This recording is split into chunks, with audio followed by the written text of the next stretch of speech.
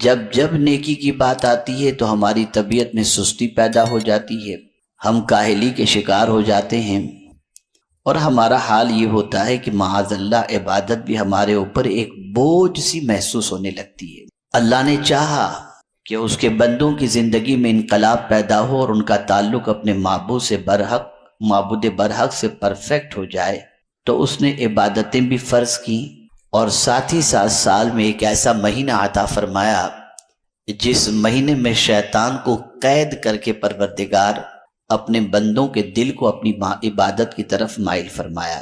لیکن ہم دیکھتے ہیں کہ ماہ رمضان کی ایک مہینے کی پریکٹس کروانے کے باوجود ماہ رمضان شریف کے گزرتے ہی مسجدیں ویران ہو گئیں، قرآن طاق کی زینت بن گیا، تراویح میں 20 رکعت پڑھنے والا اب سچویشن یہ ہے کہ پورے دن میں 20 رکعت نہیں پڑھ پاتا۔ یہ کیفیت آج مسلمانوں کی، آپ کی اور ہماری سب کی نگاہوں کے سامنے ہے۔ تو ہمارا حال یہ ہے کہ ہماری طبیعت کے اندر ذوق بندگی کم ہے، شوق بندگی کم ہے، اور مولا مواقع عطا کرتا ہے، تربیت فرماتا ہے، لیکن باوجود اس کے ہماری زندگی میں کوئی خاص فرق نہیں پڑتا۔ وجہ کیا ہے؟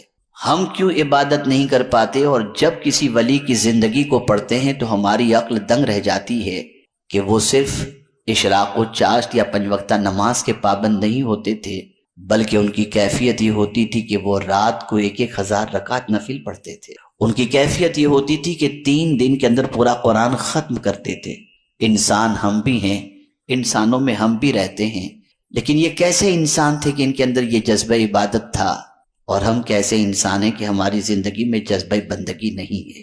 تو ایک فکر یاد رکھیں اچھی طریقے سے، اور وہ چیز ہے کہ جب فکر درست ہو تو انسان کے قدم صحیح سمت پر بڑھتے ہیں، اور فکر بگڑ جائے تو انسان کے قدم غلط راہ کی طرف بڑھتے ہیں۔ اللہ عز و جل نے پورے قرآن مقدس میں کئی مقامات پر فکر کو اپیل کی اور انسان کو غور کرنے کا حکم دیا، انسان کو سوچنے کا حکم دیا، انسان کو عقل کے استعمال کا حکم دیا۔ آج ہماری پوزیشن یہ ہے کہ معاشرے کے اندر عقل مند اس کو سمجھا جاتا ہے جس کے پاس بہت بڑی ڈگری ہو، یا سائنٹسٹ ہو، یا ریسرچ اسکالر ہو، لیکن قرآن نے صرف ان ڈگری والوں کو عقل مند نہیں فرمایا۔ صحیح معنوں میں عقل مند کن کو قرآن نے کہا ہے اسے بھی سمجھیں، تاکہ آپ محسوس کر سکیں کہ یہ اللہ کے ولی کتنے عقل مند تھے، کتنے ہوشیار تھے، اور قرآن کی روشنی میں صاحب عقل انہی کو کہا جا سکتا ہے۔ اللہ فرماتا ہے ان فی خلق السماوات والارض واختلاف اللیل والنہار لآیات لأولی الالباب، بے شک زمین و آسمان کی تخلیق میں اللہ کی نشانیاں ہیں، رات و دن کے آنے جانے کے اندر اللہ کی نشانیاں ہیں، لیکن کس کے لیے؟ لأولی الالباب، عقل والوں کے لیے۔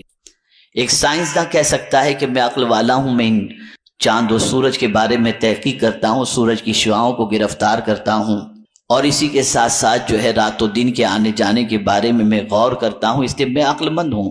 کوئی بھی دعویٰ کر سکتا تھا، لیکن میرے کریم نے جس کے بارے میں جو فرمایا وہ حق ہے، وہی عقل مند ہے جسے قرآن عقل مند کہتا ہو۔ تو اللہ نے عقل مند سے پردہ اٹھایا اور اس کی تعریف بیان کی، لِأُولِي الْأَلْبَابِ الَّذِينَ يَذْكُرُونَ اللَّهَ قِيَامًا وَقُعُودًا وَعَلَى جُنُوبِهِمْ وَيَتَفَكَّرُونَ فِي خَلْقِ السَّمَاوَاتِ وَالْأَرْضِ۔ قرآن کہتا ہے کہ عقل والا وہ ہے جو کھڑا ہوتا ہے تو اللہ کا ذکر کرتا ہے، جو بیٹھتا ہے تو اللہ کا ذکر کرتا ہے، جو کروٹ لیتا ہے تو اللہ کا ذکر کرتا ہے۔ اللہ اکبر۔ میرے پیارے آقا صلی اللہ تعالی علیہ وسلم کے پیارے دیوانوں، یہ اللہ والوں کی زندگی کا اگر آپ جائزہ لیں گے نا تو ان کا کوئی لمحہ ذکر الہی سے غفلت میں گزرتا ہوا نظر نہیں آئے گا، بلکہ لمحہ لمحہ اللہ کی بندگی، اللہ کی یاد کے اندر گزرتا ہوا دکھائی دے گا۔ اور یہ بھی یاد رکھیں، بڑے سائنٹسٹ بھی اللہ والے ہی ہوتے ہیں دنیا میں۔ حضرت فاروق اعظم جیسا سائنٹسٹ بھی کوئی مجھے بتا دے، آج ایک علاقے سے دوسرے علاقے تک آواز پہنچانی ہو تو انسٹرومنٹ کا سہارا لینا پڑتا ہے، موبائل کے ذریعے ہم یہاں سے آواز پہنچاتے ہیں تو دوسرے ملک میں دوسرے شہر میں جا کر کے ہماری آواز پہنچتی ہے، اور اگر نیٹ ورک کے اندر ہیں تو آواز پہنچے گی، موبائل چارج ہے تو آواز پہنچے گی، ادروائز وہ آواز نہیں پہنچے گی۔ لیکن اے فاروق اعظم، آپ کی عظمتوں پر قربان، کہ مسجد نبوی سے نہاوند کے اندر موجود حضرت ساریہ کو وہاں بیٹھ کر بغیر انسٹرومنٹ کی آواز دیتے ہیں اور آپ کی آواز وہاں پہنچتی بھی نظر آتی ہے۔ وجہ کیا تھی؟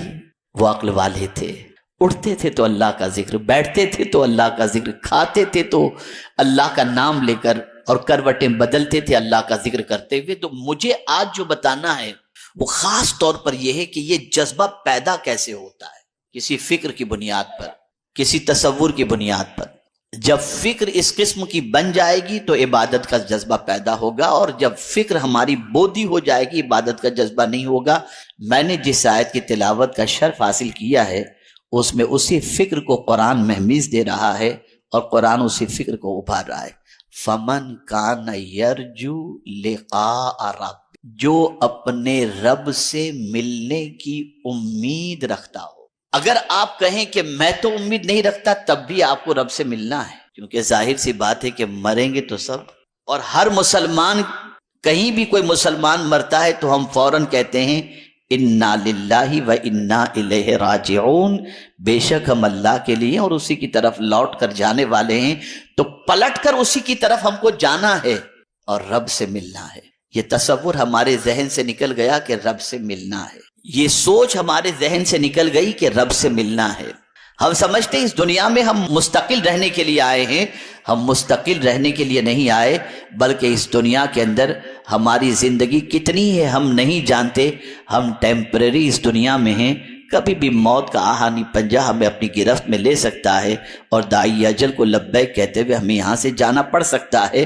ہم کوئی نہیں جانتے کہ ہماری عمر کتنی ہے، ہماری زندگی کتنی ہے، آنے والے لمحات ہمیں نصیب ہوں گے کہ نہیں ہوں گے، ہم میں کا کوئی یہ نہیں جانتا۔ یہاں سے یہ بات واضح طور پر سمجھ میں آئی کہ موت برحق ہے، اور معبود برحق کی بارگاہ کے اندر ایک نہ ایک دن ہمیں ضرور حاضر ہونا ہے۔ ہم اس سے فرار اختیار نہیں کر سکتے، اس سے بھاگ نہیں سکتے، اس سے بچ نہیں سکتے، ہزار ہم کاوشیں کر لیں کہ موت نہ آئے، لیکن قرآن کہتا ہے اینما تکونوا یدرککم الموت ولو کنتم فی بروج مشیدہ۔ اور ایک مقام پر تو رب قدیر جل جلالہ نے بڑی پیاری بات فرما دی اور انسان کے ذہن کو جھنجھوڑ کر کے رکھ دیا، قل ان الموت الذی تفرون منہ فإنہ ملاقیکم۔ میرے محبوب آپ فرما دیجئے کہ وہ لوگ جو موت سے بھاگتے ہیں، فرار اختیار کرتے ہیں، موت ان کو آ کر کے رہے گی۔ موت سے کوئی نہیں بچ سکتا، موت سے کوئی بھاگ نہیں سکتا۔ پھر مر کے جانا کہاں ہے؟ کس کے سامنے جانا ہے؟ کس کے سامنے حاضر ہونا ہے؟ کس کے سامنے ہمارا مقدمہ پیش کیا جائے گا؟ کہ کون ہمارا حساب کتاب لے گا؟ کون ہماری زندگی کے بارے میں ہم سے سوال پوچھے گا؟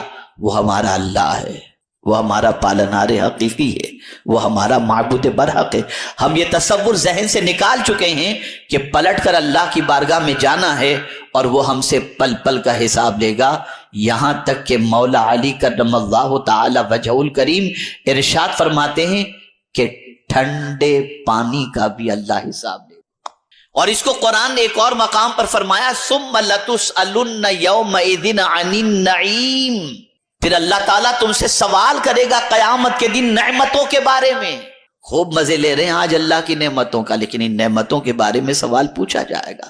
بندے، میں نے تجھے زندگی دی تھی، کیا کیا تو نے اس کا؟ تجھے آنکھ دی تھی، کیا کیا تو نے اس کا؟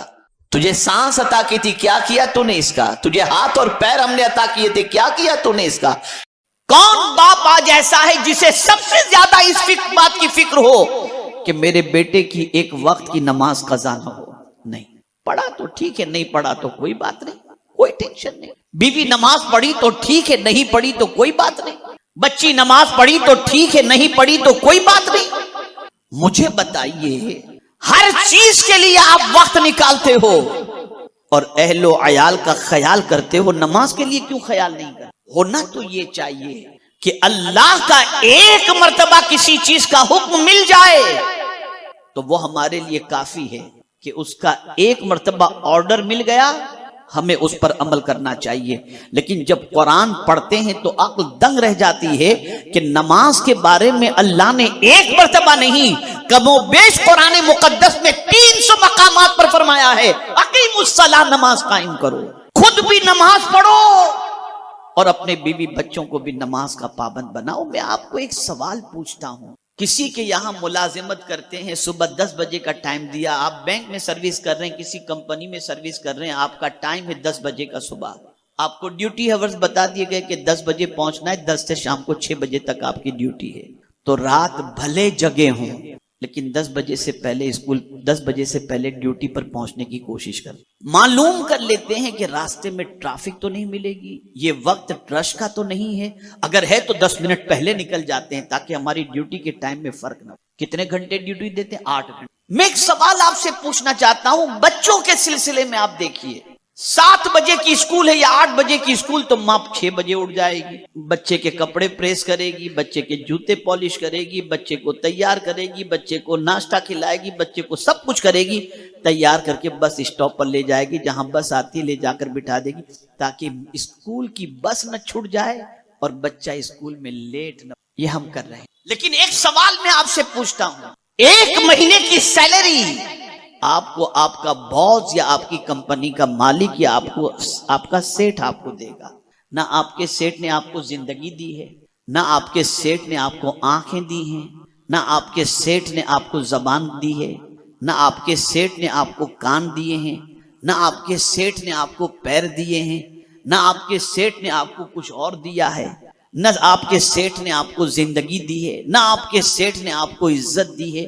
یہ سب کچھ تو اس نے، لیکن جو چند ٹکڑے چند روپیے دیتا ہے تمہیں اس کے ہر ٹائم کا خیال ہے، اور جس کریم نے پورا وجود تمہیں عطا فرمایا اس کے لیے تمہارے پاس ٹائم ہے، اس کے لیے تمہارے پاس وقت نہیں. ارے تنگی کی شکایت کر رہے ہو تم روزی کی، جھک جاؤ اس رب کی بارگاہ کے اندر جس کے دستے قدرت میں سب کا رزق موجود، اور خود ہی نہ جھکو، اپنے اہل و عیال کو بھی جھکاؤ.